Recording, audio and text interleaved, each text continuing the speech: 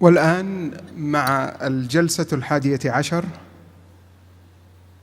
والتي هي بعنوان دور الإبداع والثقافة في تطوير المدن، وهي برئاسة مايكل بريك كبير المصممين بشركة هينينغ لارسن الاستشارية كوبنهاجن and رياض. Thank you very much. I must say it's a really big pleasure to be here and to participate in the first international conference on humanizing cities, and to host this talk, which I think will be one of the really interesting talks of the day. I'm really looking forward to it.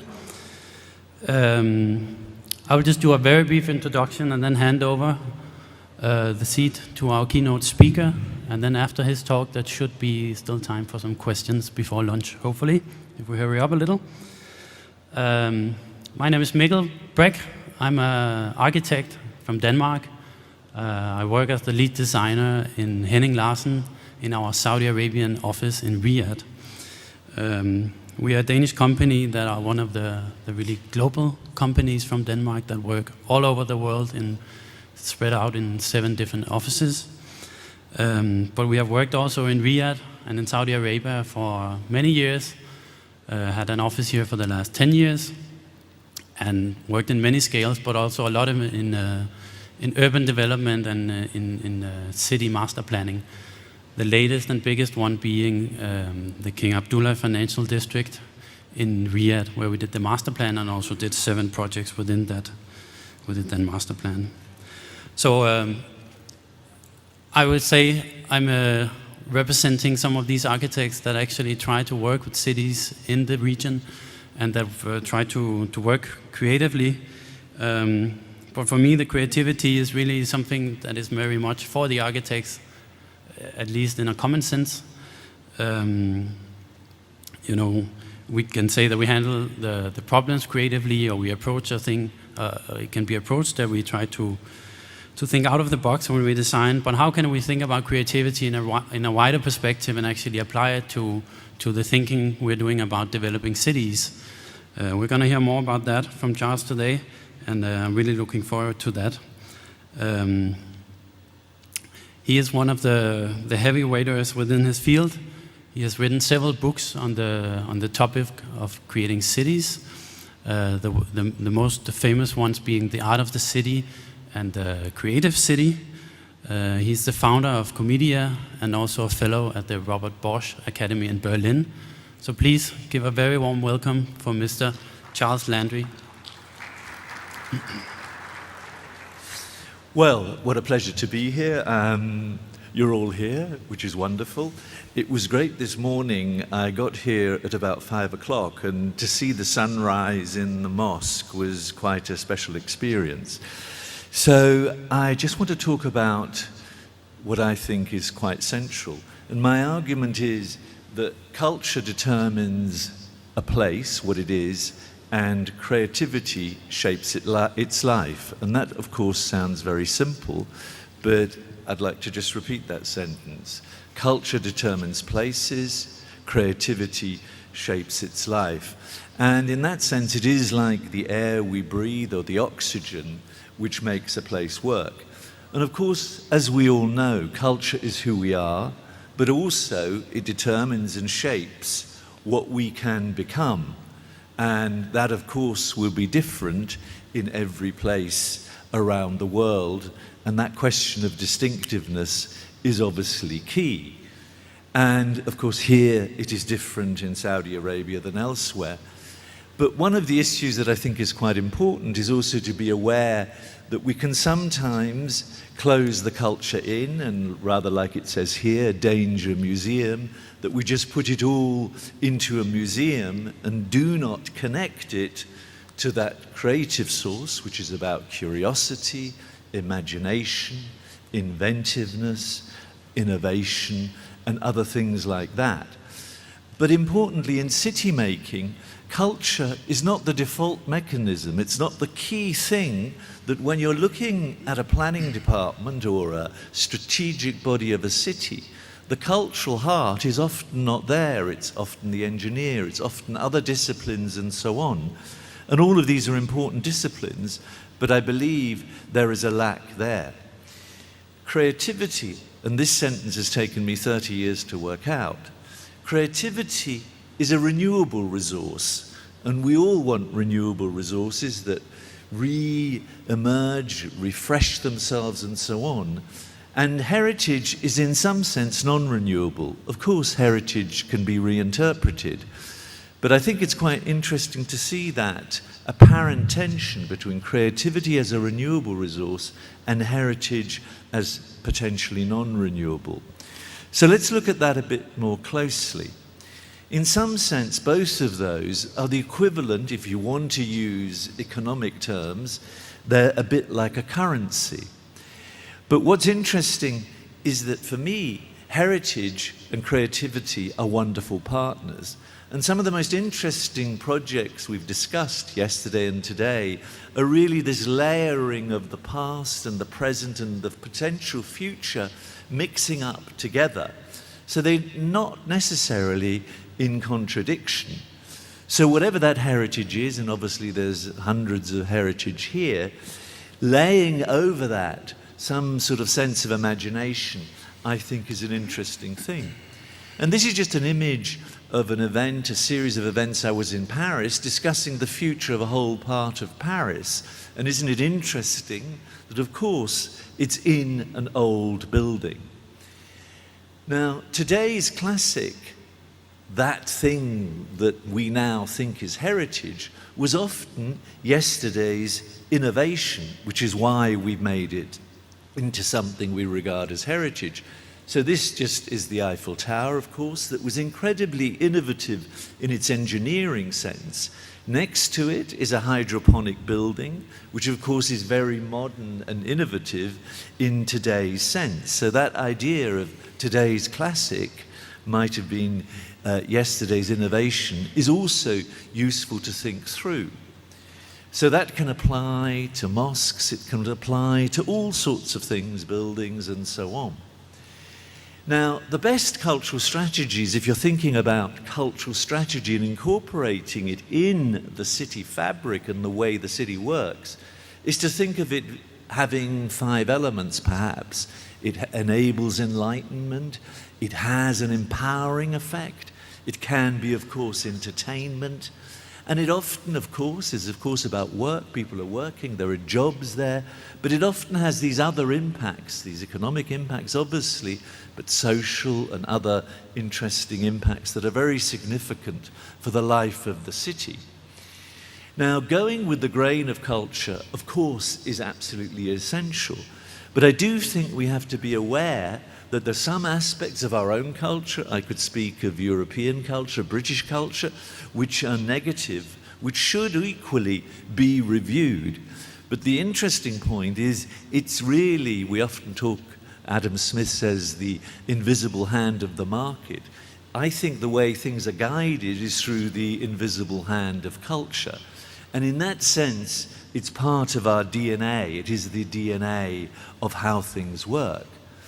Now, apart from people wanting jobs and some work, from all the people I've ever discussed in my life about what's a great city, 5 things come to me very strongly. And they are that people want anchorage, the familiar, something that they know. You could call it tradition, heritage, whatever. They want possibility. They want can-do. They want choices, options. They want to make more of themselves than they are. They want connection physically, being able to get into places locally, but also globally, and into the wider world. But they also, the 4th thing I think, is they want aspiration, they want personal growth, being more and becoming the best they can be, and then they want inspiration. Inspiration changes, perhaps it's the mosque, but it can also be, as some people say in Europe sometimes, art galleries and museums are the cathedrals of the post-industrial age. So that question of the past, that we remember, is incredibly important, but it has to be linked to these other opportunities where we can gather together, interact, all the things that we've been saying over the last day, which ranges from that just meeting and playing, but also the essence of a city, of course, is exchange, trade, and all of those things. But the example I'm just giving of, in this case, connection and inspiration and aspiration is a library, an ordinary library that was just redone a bit in Rio de Janeiro, which inside had people making things, doing things, connecting over different ages and different social groups. And then, of course, inspiration. This happens to be in Muscat, but it could be, you will know what your own inspiration is. It could be, of course, a cultural centre too. Now, if we look at the future, what are the sort of really interesting big questions? Every city is asking themselves the question, how do I blend nature into the city again? How do I get rid of or soften the environment that feels so harsh and hard and feels so inhuman? So every city that is thinking ahead knows they have to do that, and that's why I think this conference is so wonderful. But actually to do it requires a degree of courage, because so much of the systems, those who might be in power and the interest groups, are pushing things so often in a different direction. So it's easy to say, let's humanize the city. It's actually difficult to do. And one of the big issues for me, and it's one of my personal obsessions at the moment, is where do we belong, or where do I belong, when everything is on the move? Let's just look at that. Where do I belong? Where do we belong when everything is on the move? When everything is moving faster, quicker, where the world fragments to some extent. And I've tried to summarize that in something I'm interested in, a book called The Civic City in a Nomadic World. So the civic, this old-fashioned word about how do we come together and bond in a world that is in movement. This is a picture of Quito in the Habitat event, which talked about the future of cities and said cities are the engines or the places where the solutions will be found. But there are quite a lot of people there, perhaps too many. And that, I believe, this too many people has a psychological effect, which comes out in many ways that sometimes are unexpected and sometimes quite negative. I'm not saying you need to do that, but I'm just saying there are things in one's mind that sometimes are unpredictable. So this growth of cities actually is also a psychological thing, because our perception, our first moment of a city is all about emotions, perceiving something. How do we feel through the senses? And I think this dimension should be taken into consideration. And in that sense, as Patrick Geddes, a famous old urbanist many years ago, said, a city is more than a place in space, it's a drama in time. And I think very much this morning revealed this sentence to me. A city is more than a place in space, it's a drama in time. And I love this advert I saw long ago in Dubai when I was doing something there, and that just revealed to me this drama that was going on there. And the question obviously for you here in Saudi Arabia is to say, what are we going to learn from Dubai? What did they do well? What did they do badly? How can we do it better in a way that is relevant to who you are? And in that sense, being alert and learning for this is really important. Now, the big issue, of course, is that the world, and we experience it in my region, is turning to its darker face. Apprehension is in the air. The zeitgeist is one of rising anxiety. We know that, you know that. And really, these are the issues that provide the context for the life in the cities we live in. And of course, this is partly driven by the massive changes we all know in the economy and everything else, but also disagreements between people and nations and so on. But when the world becomes a smaller place, these things come closer to us all the time. They're much closer than they ever were before. And that's what creates some of these feelings of uncertainty. So therefore we can see, this is Istanbul, the world is in motion. The city is continually in motion because it's being rethought, rebuilt. As I drove in this morning, I could see buildings being torn down, new buildings being built up, cranes everywhere, and so on. And so the question is, where are the zones of encounter? And we've discussed already these zones of encounter.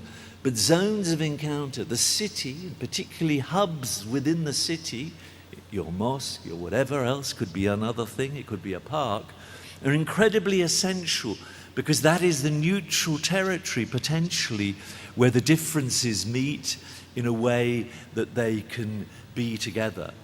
And then the challenge, of course, is out of that to create places of empathy. I'm not saying we should all love each other or anything like that, but at least coexist in a way that we can move forward with the place we live in. One word I didn't hear today, of course, in that context, is the power of these third places, which may be the place where you have coffee. It may be these incidental places. There are 3 or 4 outside our hotel. But third places, often a library or something, where people can work, which is neither home nor an office, increasingly are one of the central places and spaces that we need. So again, let's look at this more closely. This nomadic world, if you just observe, this happens to be Sydney, if you observe the world, you see people, and I don't know what they're exactly doing, but I think these people are just sitting there somewhere and working. So this is a different world. This is not necessarily the world of the typical office, but this is also the world where the other people... Do I then stop? You tell me what I do. I think you can continue. I continue? Okay. All right, thank you. So obviously people, young people, are moving from cities, leaving cities. And so across the world, there are as many growing cities as shrinking cities. And the question of those cities which are gathering everyone, the big cities, the riads, is what happens to the smaller cities? What do those feel like? And these old and new nomads, you see everywhere. This happens to be Berlin. People are trying to move around. Students want to take a year out, travel somewhere and so on. And there are these lifestyles which sometimes people think are a bit hypish, where this woman perhaps is negotiating some contract. But it's interesting, this picture I took in Vancouver, I don't know if you can see that man's bag says Roots.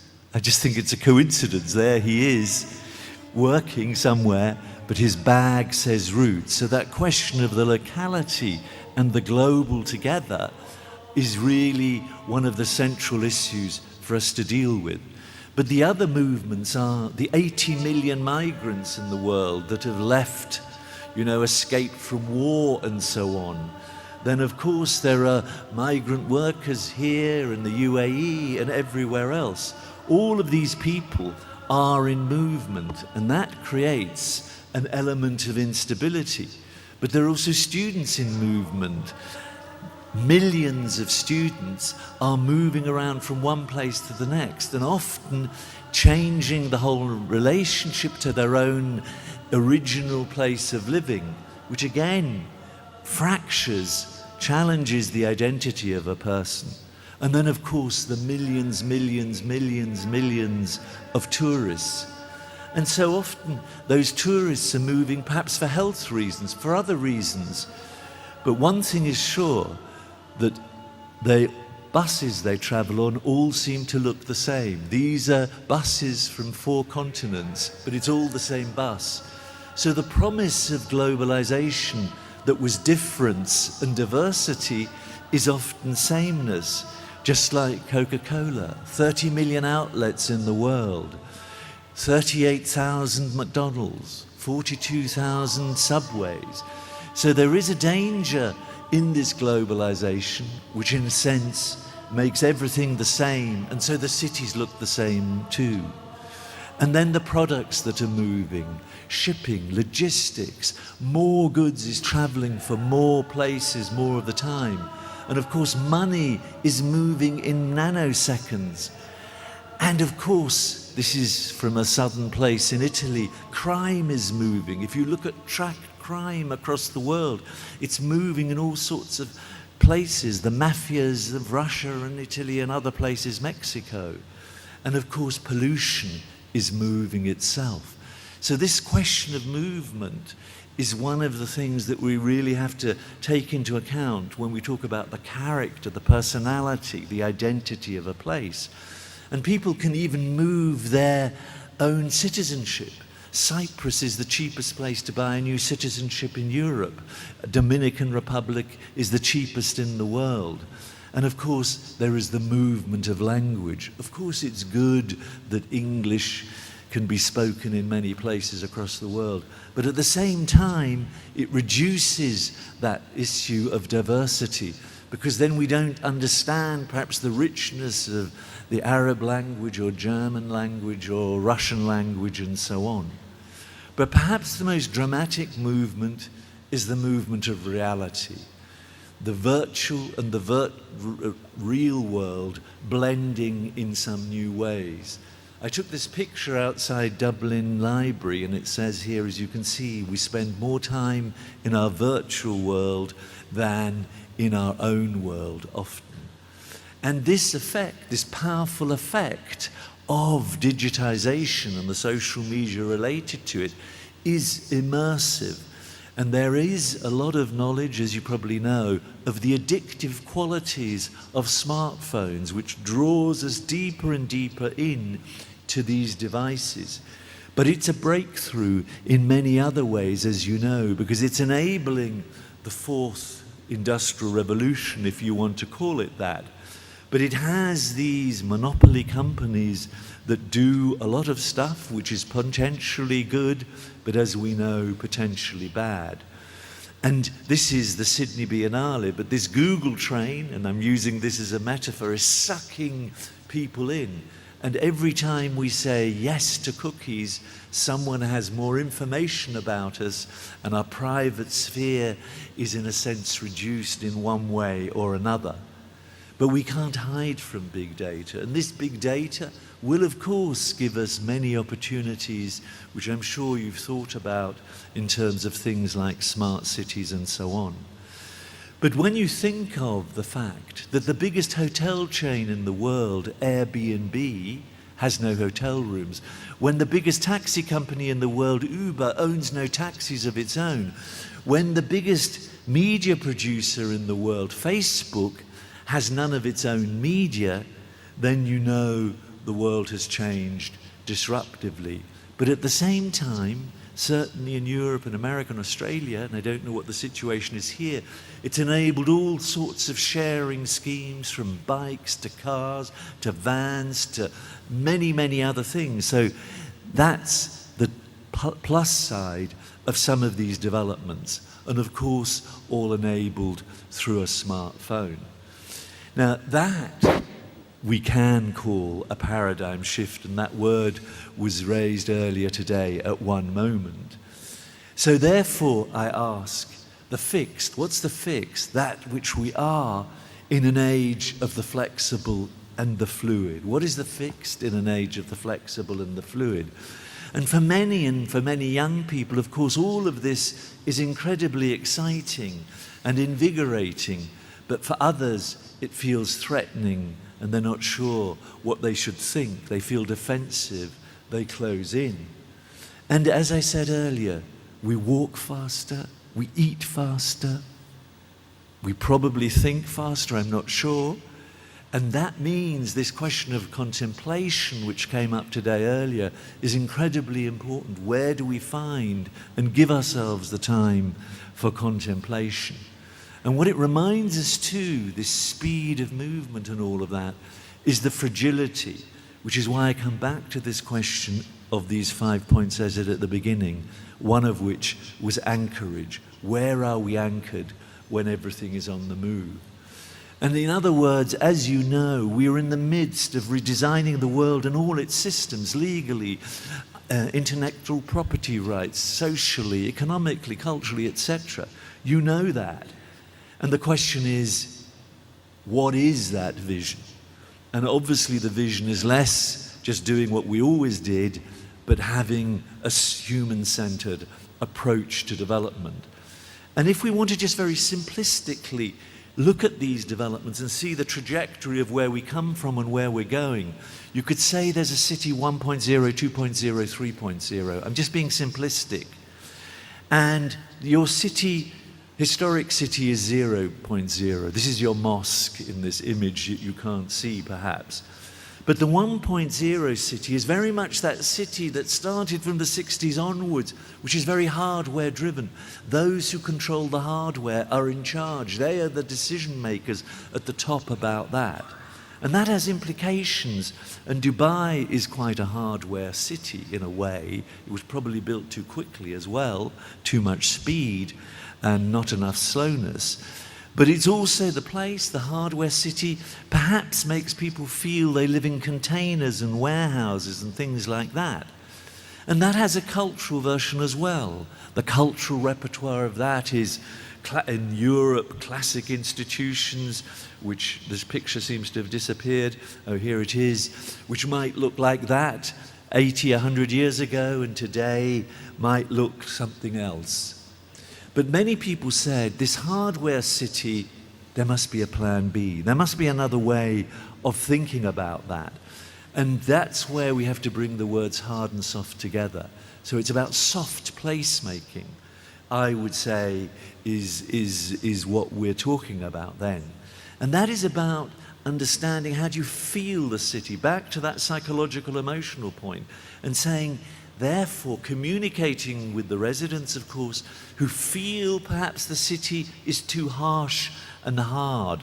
And these priorities came very much in the 2.0 approach to city making, as did the smart city idea and related ideas.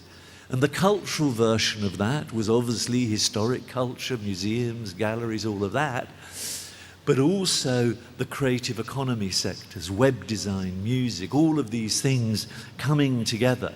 So these seem to be the priorities of the 2.0 city. But it also was the city that built the iconic buildings and tried to create icons. Easy to talk about icons, very difficult to create buildings that represent that, and this, of course, is Bilbao.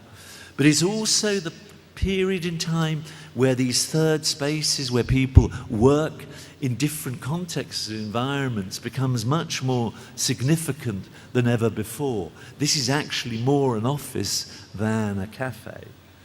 But what is City 3.0 about? And there'll be a City 4.0 and 5.0. Someone will always add a number to all of these things. The 3.0 one is really where we're here, there, at the same time, simultaneously. We understand all of those complexities. We try to work them through. And this City and Culture 3.0 requires a different physical form, and some of that has been discussed today. It's softer, it's greener, it makes you feel as a human being that you're not overwhelmed by the structures. It makes you feel close, it makes you feel at ease with yourself and nearer to that point of feeling whole. But it also is a city that has a different management and operating dynamics, because this is a city that is more co-creative, that has more community involvement and more engagement, because it realizes that that process actually leads to resilience, even though sometimes it's all a bit difficult and seems to take a long time, that community engagement. But what that city then tries to do, that 3.0, is combine the best of the village feel, that sense of intimacy and closeness, with that sense of being part of a bigger world, of being part of that cosmopolitan world, but still anchored in place. And so this city is really one where you can ask that question. This is an event in Amsterdam where people are saying, what are you bringing, what are you contributing as citizens to your city? And then another way of looking at this great rethinking through time, if you think about it, was really the battle for distinctiveness. That has already happened today. I kept on hearing that word, distinctiveness, in a globalizing world. What is that in a globalizing world? And of course, that is about identity. Now, what that is will differ. This is, our next speaker is from Bahrain, and this is Bahrain. So these issues are obviously identity issues, where they're rebuilding in certain interesting ways. But let's just look at something else. The other thing that's happening in this world, of course, is more and more Louis Vuittons and all of that. That's fine, but not too many, perhaps. More and more of the same brands and so on. But this is Venice, okay. Many of you will have been there. This is Venice. This is a fashion model in Venice, okay. That's the real Venice. This is the real Venice with adverts, because you have them pay for the refurbishment of the building. But this is a copy of Venice in Las Vegas. And this is a copy of Venice in Macau. And this is another copy of Venice in Macau. And this is the Grand Canal, which in Venice is a canal. But this is the third floor of a hotel where you, in a boat, can travel in a gondola on the third floor through the copy of Venice. And it's a certain sort of experience. It's a shopping experience, in fact. And then you get back to Venice. And you arrive at the station in Venice, and you see a copy of Venice. I'm only using that as a way of saying how important distinctiveness is. Another version of that is Soho. Soho, south of Houston Street in New York, but also Soho in London. So people think Soho sounds cool. So everywhere is being called Soho. The Soho Coffee Company, the Soho Travel Agency in Italy. And of course, because we're in Beijing, it's the Soho Galaxy, the biggest Soho there can ever be. Now, interestingly, is the fake okay? Is the real so important? And here, of course, is Dubai, that's Egypt. Is that okay? Perhaps it is. But what is interesting here, this is Doha, Qatar's souk, which was taken down and rebuilt. But it is the most popular place. It is the meeting place in that city. And I think it's very well done. And you could say, well, yes, it was good that they recreated it out of nothing and made it sort of what it was, but just better quality and new. But of course, we have the Coca-Cola sign in there as well. But that raises an interesting question. So what then came after this focus, what people thought about distinctiveness, how can we be distinctive, was obviously the shift to urban design and rethinking aesthetics, how urban design could actually look. So this is Malaga. Malaga is hot in Spain, so this shaded area, I think, looks quite elegant. This is the airport entrance to Adelaide, where you can see the sort of aboriginal type of design there with the Western linear lines around it. So it's a good balance, perhaps, between what its historic heritage is and what it is today. But once that was achieved in the cities in Europe and America and so on, which were trying to push themselves forward and become more prominent, they said that once we do that as the platform, we then have to say and show that we are a cultured city. We are a city full of culture, which was a whole process in the last 30 years of revaluing the cultural experience and valuing the contribution, for example, of creativity of artists. Of course, there are other forms of creativity, social creativity, business creativity, and bureaucratic creativity in principle too.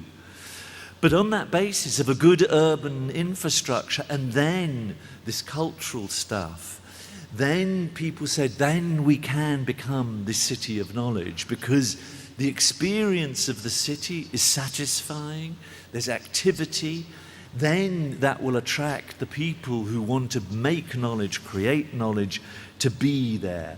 And in that sense, the city then can become a bit like a campus.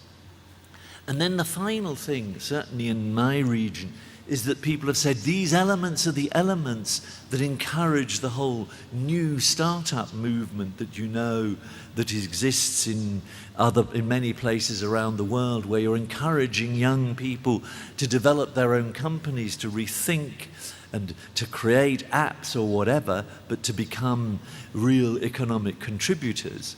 And this is Helsinki, of course, the sauna, the startup sauna. So that's a bit of a flow of another one of these movements. I was saying 1, 2, 3, but this is another way of looking at that same process of development, but of course very simplified. And here in this startup culture, you can either have these sort of structures. This is a startup company field place, which is one thing. But what's very noticeable, and I don't know if in the Arab world you will want to do this, is that many of these startup environments are precisely, as you know, in old industrial settings. Like this is the old Philips factory in Eindhoven, which has been turned into one of these places. But this is in fact Berlin, and you know how crazy Berlin can be, where this is a startup type place, which looks completely different. I'm only showing you these contrasts because there are alternatives of doing this. But this is a bank. This is the main bank in Antwerp, the big port in Belgium, which the bank has given away all its lower ground floor to people to set up their own businesses where normally the banking hall was. And if you want to go to the bank, you go up a lift 5 floors. This is the headquarters of the Deutsche Bank in Berlin. When you go inside there, there's a meditation room, there's a startup center, and to get to the banking facilities, you have to go deep inside the building. So even banks are realizing that the world is changing. So what we're trying to do here, and I think what you're trying to do, and I think what we perhaps all try to do, is to balance the ordinary with the extraordinary. I think that too often we're trying to make things all extraordinary. So much of urban life is ordinary. Ordinary in the best sense of the word. Because doing things like just having a coffee and watching the world go by is fantastic. So ordinary housing, an ordinary street with ordinary shops, with a bit of diversity as you wander along, is good enough. We don't often always need to have something spectacular, but sometimes we do. So balancing the ordinary and the extraordinary is, I think, quite important. I just was showing this when this was being built in Dubai, but that front building is perhaps ordinary, and the thing at the back, the Khalifa Tower, extraordinary. But the ordinary could just be this setting in Abu Dhabi. That's ordinary, but incredibly satisfactory. So, this challenge is really how to put the human perspective center stage, which is obviously about human scale. So, does the building hang over me, or does it let me just look at it and feel calm about it? And then we have to ask, what is the role of culture and cultural institutions in that? And that's just only one element of a bigger story. And I think the role of the cultural institutions for me, and this is just the new metro being built in Berlin, is to bring us together. To bring us together in our differences. I feel that's the most important thing. My parents escaped from Germany. They're not Jewish, but they were, they were anti-Hitler. They escaped. I was then brought up in England, in Germany, and in Italy. So my mind, I find it very difficult not to be a person who's trying to bring differences together and to create some sort of sense of understanding. Which is why I thought it was wonderful after the Paris outrages that the Imam of Antwerp, the Jewish rabbi and the Catholic priest were all together signing the book. And that was that moment when I saw that, I thought that was fantastic. But culture, of course, is the activities, and they will be different here than perhaps what Fred described. Every setting will have its own form of activities. But sometimes when I look at this, I'm not sure that this is the role of that culture. I think this is a bit tacky. It's not my thing. Or is this good? I'm not sure. But I think it's interesting to ask these questions. For me, the main role of these cultural institutions is, again, to these 5 points I said at the beginning: to connect us, to inspire us, to enlighten us, to anchor us, and so on. And you can build new institutions. I think this is Arts Electronica. It would be very interesting to, in Medina, have this. This is the MIT of Europe. There's a research center in here, but it's a museum of incredibly modern stuff.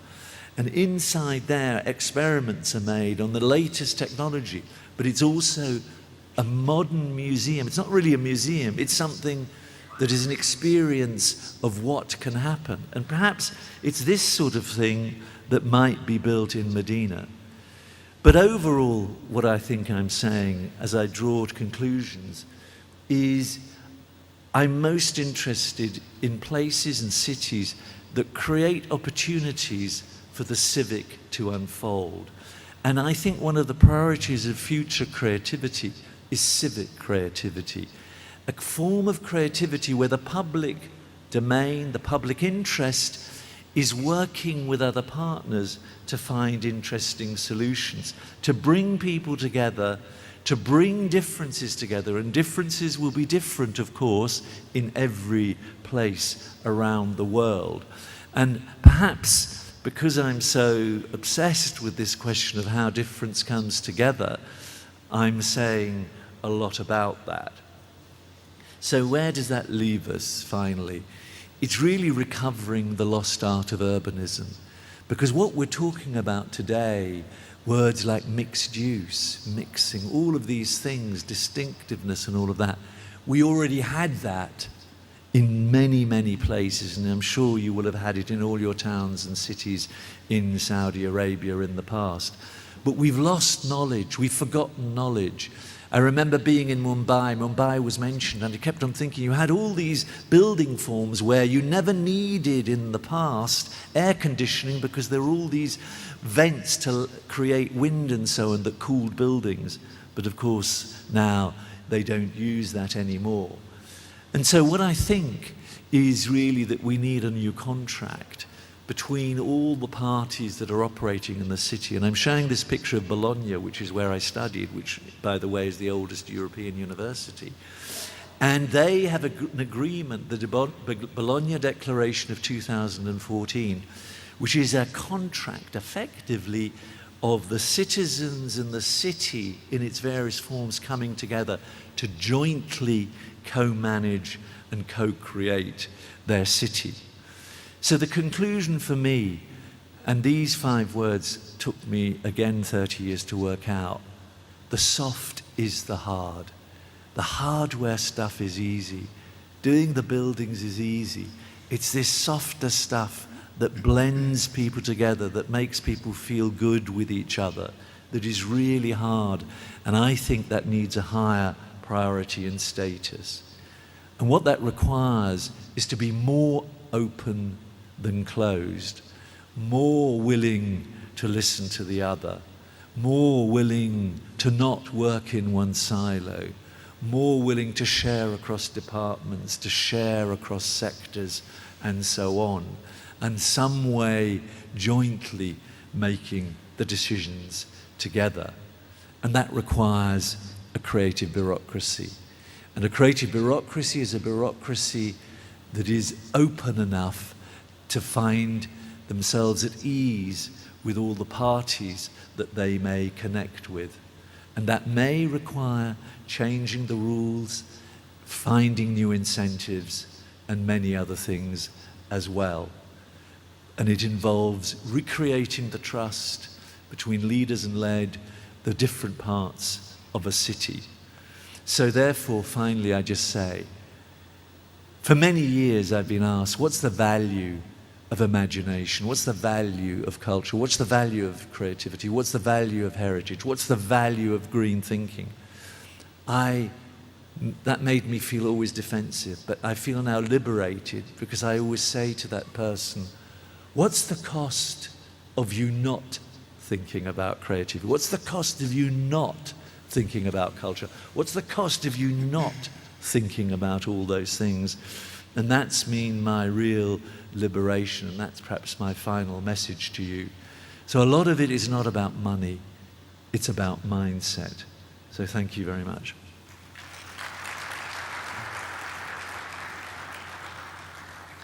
Thank you, Charles. I think it's very inspiring to hear your thoughts. And it was a very broad talk that took us into many, many places. I think we should do a round of questions. We can start down here on the right. Is the mic? The mic is coming.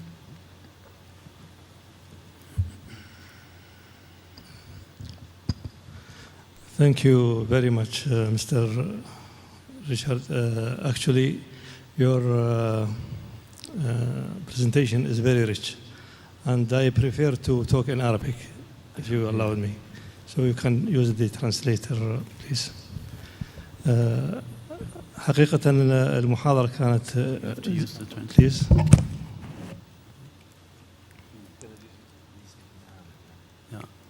Sorry, can I just get... Yeah, please. I'll let you wait.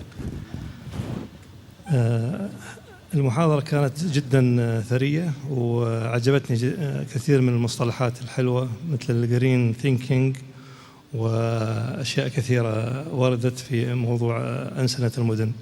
وذكر المحاضر كلمة رائعة وحلوة اسمها الأنسنة تعني الدراما، وأنا أيضا أقول أن الأنسنة تعني الاستراتيجي. لا يمكن أنه ندير أو نتعامل مع أي موضوع يخص الأنسنة من غير ما نفكر في المانجمنت والاستراتيجي. أنا اشتغلت في خبرتي الماضية كخبير في الحياة الفطرية لمدة 30 عاما، وكان معظم عملنا خارج المدن في المناطق الجبلية والصحراوية. مرة من المرات رأيت رجل عجوز كبير في السن في أحد الوديان، يسكن في أحد الوديان طول عمره، فقلت له لماذا لا تذهب إلى المدينة وتعيش هناك؟ هناك أشياء حديثة ومستشفياتهم. فجاوبني جواب يعني صادم وصعب، قال إذا ذهبت إلى المدينة سوف أموت. هنا نقطة جدا مهمة، كيف نجعل المدينة ليست لأهلها ولكنها للجميع، هي لي وللحاضرين وللزائرين. معظم المدن الآن تعيش بلون واحد، كيف نجعل المدن ذات ألوان متعددة؟ بطبيعة الحال ذكر أنه يجب أن لا نأخذ كوبي من أي مدينة ونطبقها على مدينة المدينة أو أي مدينة أخرى. شيء طيب أن نأخذ كوبي، لكن we have to build our humanity and يعني لازم إحنا نعمل أنسنة المدينة التي بما نملك من قيم. الحمد لله الدين الإسلامي يحفظ بكثير من القيم، ربما بمقارنة مع الدول الأوروبية والأخرى بعض المفاهيم لا نجدها، كحق الجار والعلاقة بين الجيران والعلاقة بين الأبوين.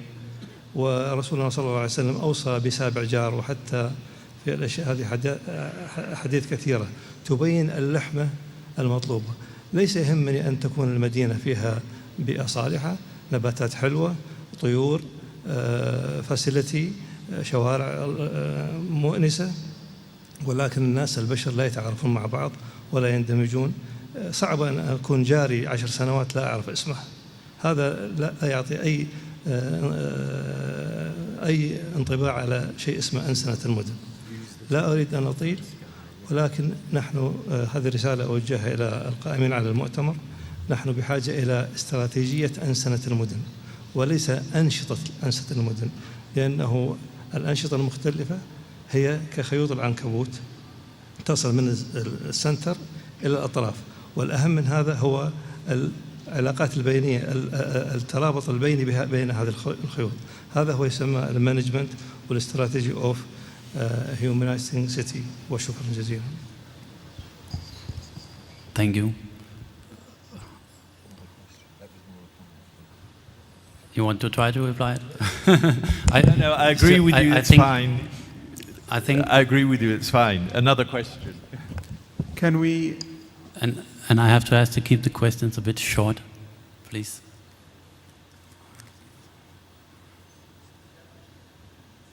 Great. Any other? There's one here in the front. Can we take the one in the middle here, please? Microphone. بسم الله الحمد لله والصلاة والسلام على رسول الله سيدنا محمد عليه أفضل الصلاة وأتم التسليم. المتحدث خليل عبد العزيز الحجيري، صاحب مكتب القبة الخضراء للاستشارات الهندسية. أتعاطف معك سيد تشارلز على تهجير والديك من بلدهم. أتمنى لك التوفيق. في بداية محاضرتك عندما أذن المؤذن توقفت ووجهت السؤال للقاعة: هل أتوقف؟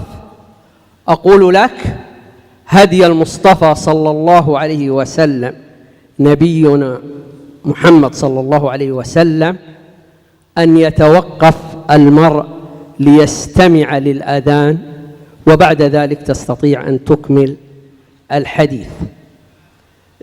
محاضرتك قيمة ورائعة، تتحدث عن المحبة، الحرص على الثقافة، المشاركة المجتمعية، التوازن، لنخرج بمدينة تتعامل مع الإنسان وذات أنسنة. لا أملك إلا أن أشكرك، والسلام عليكم ورحمة الله وبركاته. Thank you for that. That was not really a question, but we can go to the next one. Assalamu alaikum. This is Saad Al Saleh. Thank you very much, Mr. Charles, for your informative talking. I have a question regarding to, based on your long experience. I'm here. Yes. Based on your long experience, what is the best ways? I want just to know the best ways to engage the people to create a creativity public spaces. Yeah, the question is what is the best key to engage the public in creating livable cities and creativity within the city in general? There are obviously many techniques to engage people, but it's not about techniques. I think the mere fact that I don't know how much you have engaged the people, I have no idea, but just the mere fact that you would ask people what they think, what their ideas are, what their aspirations are, makes people feel much more, in a sense, committed and gives them the possibilities of pride of place.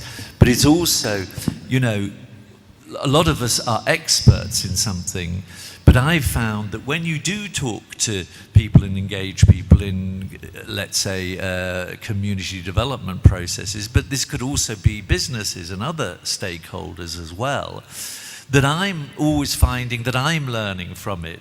So what I've found is it's not sort of, oh, we've got this terrible problem of having to engage. I'm often feeling, hey, this is really an opportunity for me to also learn. I think there is a downside that's begun to happen in Europe, which is there's been a sort of clash happening, top down or bottom up, as if it's a black-white thing. No, it must be bottom up or it must be top down. Well, it's not a question of top down, bottom up for me. It's a question of finding out the balances between that. And that's what I think one has to be slightly wary of. The other thing that I think one should be wary of, some of these processes can be done in a way that they become too long-winded and too complex, and that does take time. So those would be my two comments on that. There was a guy in the front. I think there's one on the left here. Oh, let's take that guy. He was first. We take one in the front here first. Me? Yeah. Yeah, please. Yeah, thank you very much for this informative lecture. Actually, I would like to ask, you know that we are actually competing with time now, especially with the merger of the Vision 2030 and all these initiatives that came out of the vision and the programs that are associated with the vision.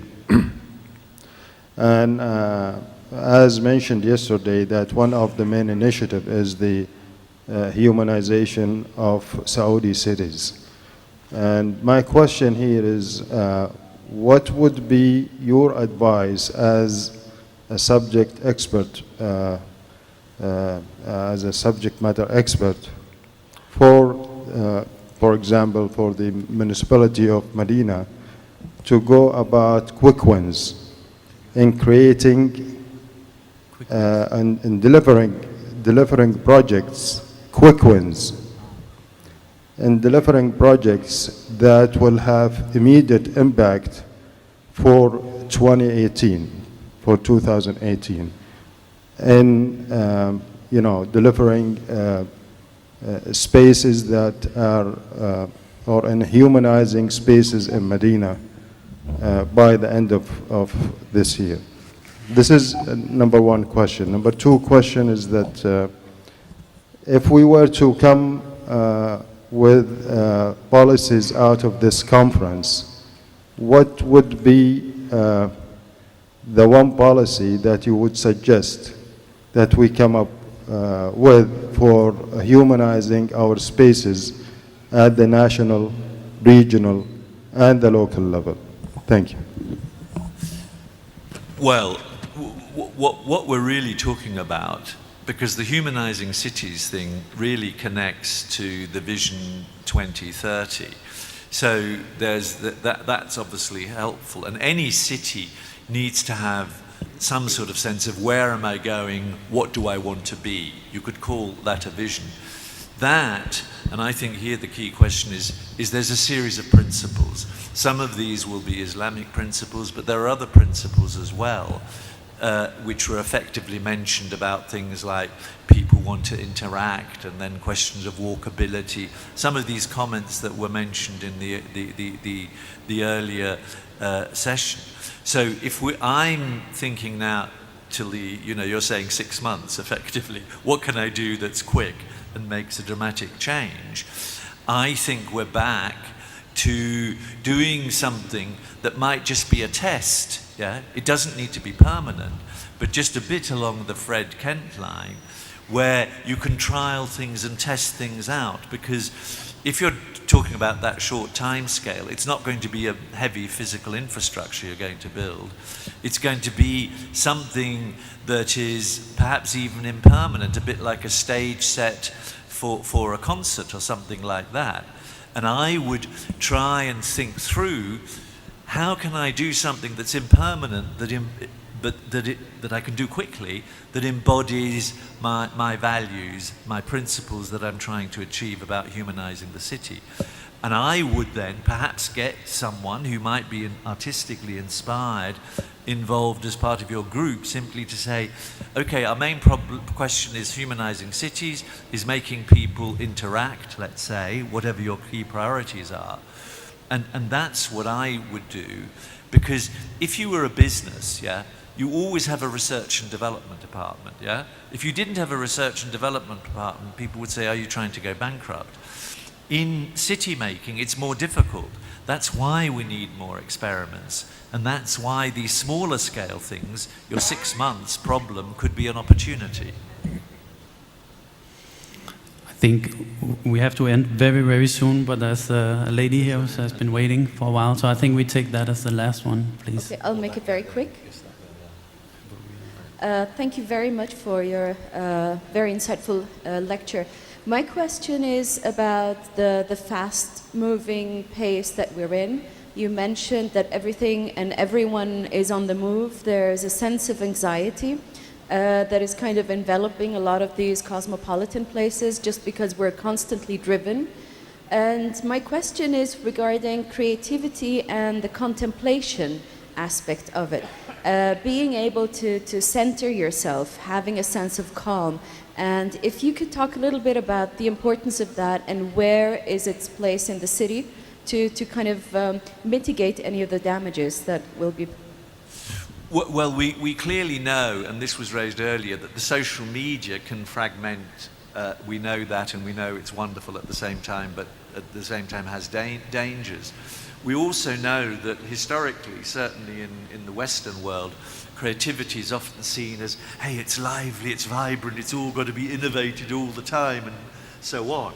And that is a bit like a cliche, because it all depends on context.